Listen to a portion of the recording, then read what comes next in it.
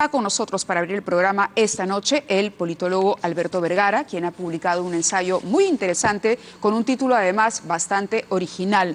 La crisis del COVID-19 como Aleph peruano. Este es un artículo preparado para el libro América Latina del estallido del COVID, editado por Rafael Rojas y Vani Petina. Es un artículo reciente, pero que vamos a empezar saludando a Alberto y luego preguntándole cómo así llega a este título y a finalmente sentir la necesidad de hacer un análisis como el que podemos recoger en este ensayo. Bienvenido, Alberto, siempre es un placer tenerte en el programa. Uy, tenemos un problema de audio. ¿Podemos avisarle, por favor, en Switcher? Puesto el... ¿Qué tal, Mávila? ¿Cómo estás? El gusto es mío. No, por favor, Alberto, te escuchamos. Muchísimas gracias por tu invitación y por la pregunta y por darle bola al ensayo que ha aparecido hace unos días, que está en la página web de la Universidad del Pacífico, del CIUP.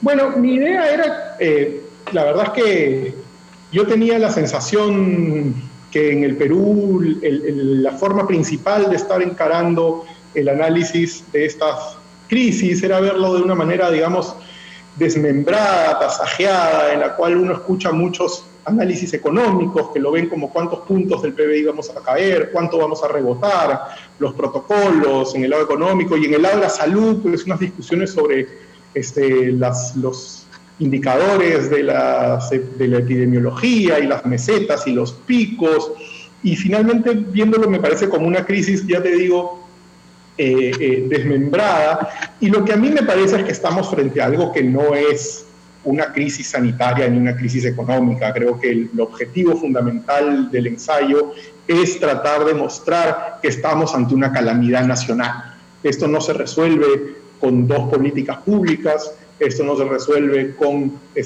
una u otra decisión menor. Hay que tomar primero conciencia de con qué estamos lidiando, y estamos lidiando con una situación de tragedia nacional, y siento que el discurso peruano no termina de capturar la hondura de esa tragedia, de esa calamidad. Es decir, tenemos 8.000 y tantos muertos oficiales, las cifras deben estar pues mucho más cercanas a 3 o 4 veces eso, las cifras reales, que no quiere decir que nos las escondan, quiere decir que tenemos un subregistro acorde a nuestra incapacidad estatal. Y por lo tanto, de hecho, tal vez creo el único actor social en el Perú que ha mostrado un acercamiento a lo que está ocurriendo desde un talante de este tipo, de tragedia nacional, a mí me parece que es lo hecho por la Iglesia. Nunca pensé que yo, ateo hasta las piedras, iba a reconocerle a la Iglesia algo de ese tipo, pero me parece que la misa que se hizo hace el domingo con todas esas fotos, las fotografías, recoge una dimensión simbólica de la tragedia que estamos atravesando en términos de salud, en términos de los millones de empleos que se han perdido, de la pobreza que va a crecer en los próximos meses. Entonces, lo que yo quería era llamar la atención a este momento particularmente álgido de la vida nacional, ¿no? En el cual cómo nos hemos comportado en estos meses refleja lo que hemos hecho en décadas anteriores como país. No es que esto no es que esto, en ese sentido ahí estaba la idea del Aleph, de un momento, un instante gigantesco, ¿no? Dice Borges, sí. que permite en un punto exiguo verlo todo. Y creo que ese era un poco el objetivo del texto, ¿no? Tú decías lo que hemos hecho durante las últimas décadas, pero también valdría la pena reflexionar y analizar qué es lo que no hicimos en estas décadas. Hablas de un Estado con poca habilidad para gobernar, y ese me parece un punto importante, porque el Perú ha vivido envuelto en las cifras macroeconómicas de cara al exterior, siendo admirado desde el exterior, visto como un ejemplo de estabilidad económica, pero faltó gobierno y bueno, no quiero caer en el cliché que también se analiza y que algunos comentaristas de tu artículo han dicho esto del haber desnudado nuestras carencias, porque las carencias las conocíamos. pero quizá hemos vivido algunos sectores de espaldas a ello. ¿Por qué este Estado no ha sido capaz de gobernar? ¿Qué pasó? ¿Hay responsabilidad en la sociedad? ¿Son solo las autoridades las responsables, el Congreso, el Poder Ejecutivo? ¿Cómo ves? ¿El poder político, el poder económico o todos? Un poco. Mira, yo creo que lo importante en este momento, Mávila, es saber que yo justamente quiero incidir en que esto es un fracaso colectivo. Podemos obviamente buscar responsabilidades, pero no es el momento de salir a tratar de buscar villanos y buenos y de esa manera quedar contentos con nuestra tribu y decir nosotros somos los puros y los malos son los otros. Aquí ¿De acuerdo? o vamos a un proceso de reconstrucción nacional, de regeneración nacional en el cual todos aceptemos, los actores involucrados acepten parte de su responsabilidad en esto, porque sería pues muy fácil, discurso maniqueo, simplista, decir, bueno, ya el malo es fulano y por lo tanto el malo, me quedo con esa explicación, individualista, moralista, que no termina de entender las dinámicas que acá están en juego. Pero lo cierto es que en los últimos años el gobierno, básicamente la gran paradoja es que los mismos actores políticos, económicos, tecnocráticos, empresariales, que construyeron ese manejo macroeconómico del que estás hablando, fueron también quienes favorecieron la inercia peruana hacia la mediocridad de todo el resto de áreas que no eran las macroeconómicas. En algún sentido, la fortaleza macroeconómica y del modelo económico era un modelo que impedía lo peor, pero siempre frustraba lo necesario, porque la idea de base era siempre que cada vez que había que gobernar, para ceñirnos a tu pregunta, cada vez que había que hacer reformas, cada vez que había que intentar regular a las universidades, a los mineros informales, la delincuencia, defender la igualdad de género en la educación, todas las reformas institucionales importantes, aparecía el monstruo, el ruido político que va a arruinar las inversiones. Y entonces de esa ecuación surge que no se hizo nada en las zonas que fueran alrededor de la macroeconomía, que siguió andando relativamente bien, aunque es claro que en los últimos años había ya empezado un declive importante. Creo que eso es algo que no debe dejarse ver. No es que la economía peruana de febrero fuera la economía de hace 10 años. Entonces, el asunto es que muchos de los actores que han permitido la estabilidad económica también son los que han permitido y alentado la inercia en la ausencia de gobierno, de autoridad en el país en estos últimos años. Y creo que eso es lo que estamos viendo ahora. El sector salud es uno que te permite ver todas estas cosas. Claro. No es que en febrero Mávila, tú o yo no sabíamos, o la gente no sabía que el sector salud estaba tomado por la corrupción, que estaba desmembrado en no sé cuántos sistemas que dificultan su acción. Todo eso estaba diagnosticado. El asunto es que ha faltado coraje para ocuparse de esas reformas. Se les dejó vegetar y se les degolló en el altar del crecimiento económico del próximo trimestre. Lo interesante del ensayo, Alberto, es que, y en efecto por ahí mi pregunta no iba a determinar quién fue el malo de la película, porque creo como tú que no cabe en un momento tan delicado como este, era finalmente hacer una suerte de mea culpa colectivo, ¿de acuerdo? Colectivo, cada uno desde su posición, y de pronto proponer, yo no sé si será posible esto que además trasluces en el documento, que es suscribir, si existe la posibilidad de suscribir este nuevo contrato social para que dentro de esa crítica esa autocrítica colectiva podamos convertir una pandemia como esta, una catástrofe como la has llamado, una calamidad, en una oportunidad para una reconstrucción como nación.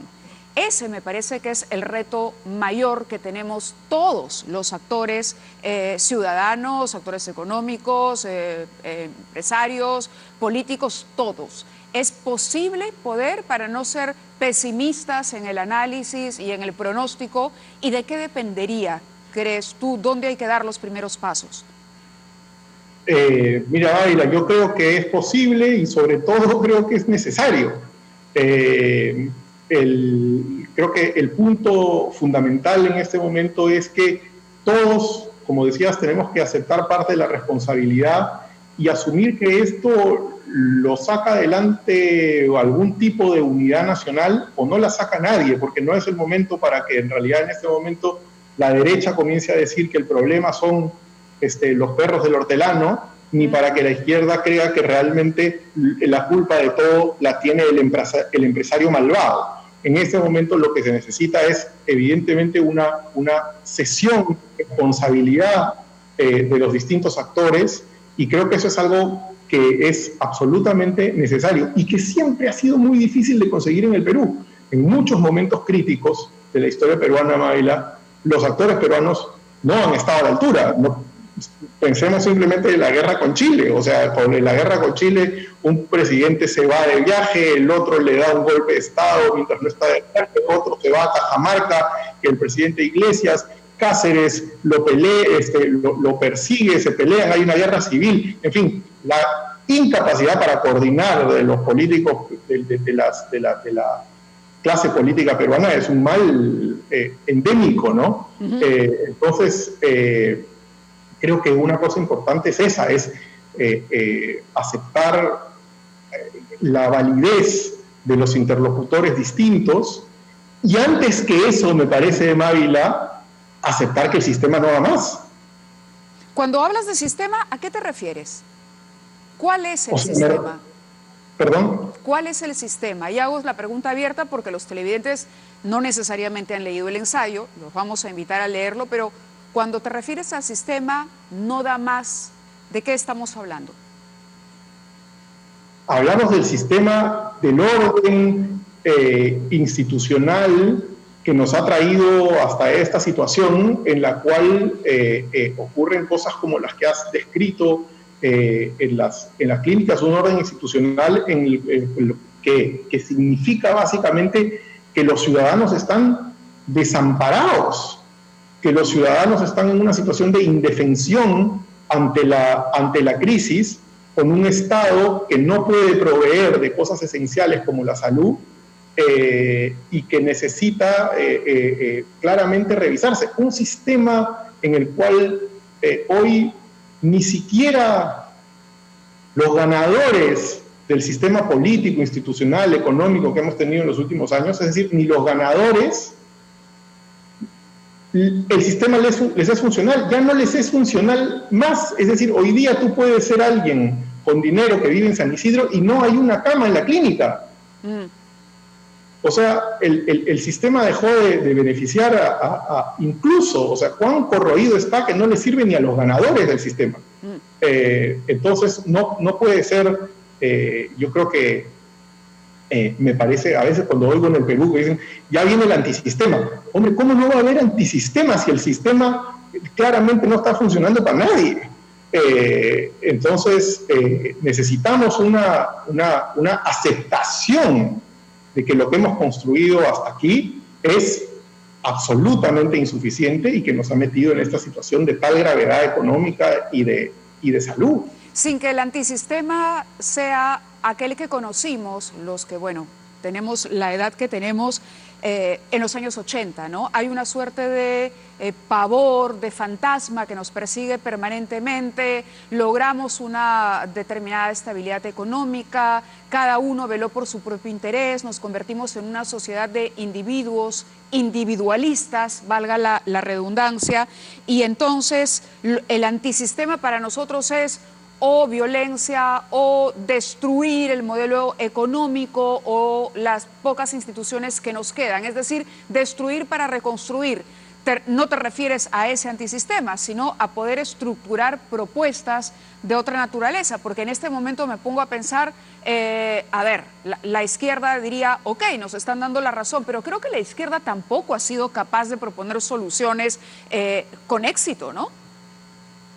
Sí, no, cuando yo digo, a ver, lo que pasa es que en los últimos años se ha conceptualizado antisistema como el populista que te va a meter en un posible javismo, ¿no? Pero el antisistema en este momento yo creo que ya cobró otra dimensión, es decir, estamos hablando del sistema realmente existente, no funciona, necesitas a alguien que sea antisistema, no que sea un izquierdista afiebrado, no estoy tratando de hacer el elogio de ninguna de esas izquierdas, pero sí me parece que tienes que tener un discurso claro y crítico respecto de lo que hemos construido. Es decir, la crítica es el paso previo a actuar. Necesitas tener un diagnóstico pensado para ver qué cosa se construye. Por ejemplo, yo creo que siempre hemos visto el antisistema como una suerte de anticapitalista, y creo que justamente algo prueba la situación del país de los últimos años es que necesitamos construir capitalismo.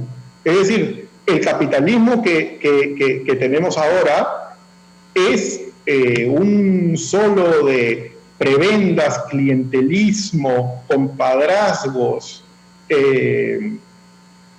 un capitalismo donde no se compite.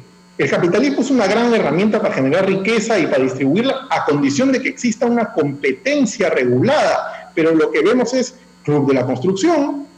¿Qué es el Club de la Construcción? Actores económicos que se ponen de acuerdo para no competir. ¿Y qué cosas tenemos en las farmacias, en el oxígeno, en un montón de ambientes? Capitalismo no competitivo, es decir, una suerte de oxímoron, porque eso, entonces yo creo que necesitamos pensar esta regulación de los actores económicos que solo funciona con un Estado fuerte. Un Estado, la paradoja es que los actores compiten cuando hay un Estado fuerte que los obliga a competir. Pero si el Estado no es fuerte, los actores políticos, los actores económicos se ponen de acuerdo entre ellos, se coluden, no compiten, y el damnificado es el ciudadano, como lo vemos en estos claro. días, ¿no? Y ese Estado... reformas de fondo institucionales que se tienen que hacer para construir un sistema distinto. Claro. Claro, y ese Estado que no es fuerte porque se ha ido también pervirtiendo, ¿no?, en las últimas décadas. Y hablábamos antes de salir al aire, recuerdo que tuvimos una conversación y intercambiábamos ideas sobre la ausencia que teníamos de voces realmente representativas de los ciudadanos, de voces que tengan empatía con las necesidades de aquellos que han quedado un poco de lado o que llevan la peor parte en este sistema, en esta repartición de capitales, si lo quieres ver dentro del ámbito capitalista, ¿no? Para jugar con las palabras un poco. No tenemos hoy, por ejemplo, algún líder, algún vocero que pueda encarnar esto que estás diciendo y que pueda decirle al Estado, hey, hay que ser más solidarios, hay que ser más generosos, porque el propio Estado y la corrupción lo ha terminado también de golpear. Y no hay confianza, no hay una autoridad en la que se pueda creer, pero tampoco hay otras voces en las que se pueda creer, y esa es la triste paradoja. Sí, que en realidad me da la impresión que es una necesidad esta que dices de voces sensatas, vamos a ponerlo de alguna manera. Sí. Creo que es una necesidad, al menos a mí me da la impresión, en dos niveles, ¿no? Uno es el nivel de la relación entre el Ejecutivo y con el Congreso, lo que el Congreso está haciendo, que requiere de paños fríos y serenarse, y lo otro es estas mismas voces pensadas para el contexto electoral que se nos viene, que es el 21, ¿no? De acuerdo. Entonces creo que es absolutamente necesario que surja eso. Creo que son este llamado a la sensatez, vamos a decir, a los paños fríos, a la calma, tiene que ver, Mayla, con que el problema es que estamos en un momento de crisis, y entonces la crisis lo que suele inducir es a que los actores comienzan a pensar exclusivamente en el muy corto plazo. La crisis es, por definición, lleva a los actores a olvidarse de pasado mañana y tratar de resolver las cosas hoy. Y entonces tienes desde empresas o familias o qué sé yo, que inmediatamente despiden o suspenden perfectamente trabajadores, y luego el Congreso piensa, mañana le condono las deudas a la gente, en una medida absolutamente descabellada. Tú no puedes obligar a las empresas a que sigan brindando un servicio gratis, ¿no? Entonces, El asunto es que la crisis construye un gran dilema del prisionero en el cual todo el mundo está tomando medidas de corto plazo sin que nadie piense en el mediano plazo, ¿no? Entonces, creo que sí hace falta que haya algún tipo de voz política que pudiera inducir a la serenidad en el Congreso. Y yo diría que para el 21, Mávila, sí. También, ¿no? Deberíamos tratar tal vez desde la sociedad civil, desde la ciudadanía, pedir que por lo menos, yo creo, me parece claro que habrá algún candidato de izquierda y me parece claro que habrá algunos candidatos de más autoritarios, pero yo siento que es un momento en el que deberíamos llamar a muchos actores políticos que están en algo que se parece a, vamos a llamarlo genéricamente, el centro. Estoy pensando en Julio Guzmán, en Salvador del Solar, en Jorge Nieto, en Acción Popular y quien vaya a ser su candidato. Yo creo que se requiere de una plataforma que comience a conversar qué se va a hacer el 21, porque la crisis induce, lo repito, a pensar en el corto plazo, y lo que necesitamos es una reconstrucción pensada a mediano plazo, que piense en nuevas instituciones, sí, en la nueva construcción nacional de acá a varios años. Y yo creo que necesitamos de algún tipo de plataforma que construya un nuevo discurso, pero que además no atomice el voto del 2021, y si se puede, que fuera una plataforma que llega al gobierno con una bancada decente. Este gobierno es una buena indicación del problemón que es tener un gobierno sin bancada parlamentaria. Claro. Entonces, sí creo que sería ideal tratar de transmitirle esa responsabilidad a los actores estos que he dicho, centristas, y obligarlos a que conversen, a que pacten, a que piensen en el futuro del país, y no que cada uno de ellos esté pensando en si yo paso la segunda vuelta, yo gano la elección con el antivoto, aunque luego tenga 10 congresistas y no pueda gobernar. Creo que es un momento de honda seriedad para el país, que requiere que estos actores, los que parecen ser para mí los más sensatos, piensen en un trabajo conjunto para el país y a mediano plazo, ¿no? De acuerdo. Me parece. Alberto, de verdad te agradezco mucho. El artículo es brillante. Lo recomiendo desde ya, lo recomendamos. La crisis del COVID-19 como Aleph peruano. Y claro, esta crisis que nos ha tocado enfrentar, hoy cumplimos el día 100, nos coloca también al frente de un proceso electoral con el que llegamos al bicentenario nada menos. Es decir, hay una serie de eventos que quizás sean propicios para este nuevo contrato social, donde las candidaturas particulares queden de lado y podamos construir a raíz de estas reflexiones una sociedad más igualitaria, con éxito económico. ¿Por qué no? No hay que satanizar el éxito económico, no hay que satanizar a la empresa, hay que satanizar la corrupción y la falta de oportunidades para una cantidad impresionante de peruanos que hoy por hoy están al margen, prácticamente expulsados, y que son los primeros que han sufrido el desgaste de este sistema, como lo mencionaba Alberto Vergara a lo largo de estos minutos. Nuevamente, muchas gracias, Alberto, y ojalá se haga realidad ese nuevo pacto social. Tú mencionas al final, y me quedo con esto, ¿no? La sentencia está escrita, ojalá puedan constatar también que tras el fracaso nacional tuvimos la interés y responsabilidad de intentar reencauzar la República y sacarla de las aguas estancadas. Y esto lo que significa es, ojalá podamos ser valientes y generosos en lo que nos toca de ahora en adelante. Muchísimas gracias, Alberto Vergara, por la lucidez de esta reflexión, y un abrazo a la distancia, Alberto. No, gracias a ti, Mávila, un gustazo. Efectivamente, ojalá podamos que las generaciones futuras, cuando vean, hagan el balance de estas semanas y meses trágicos, no vean, no perciban que los miles de muertos y las miles o millones de bancarrotas que hay en el país se construyeron desde las líneas divisorias de nuestra desigualdad histórica. Totalmente, ¿no? De acuerdo. Ojalá. Ojalá. Gracias, Alberto. Buenas noches y nosotros gracias a ti, Mávila.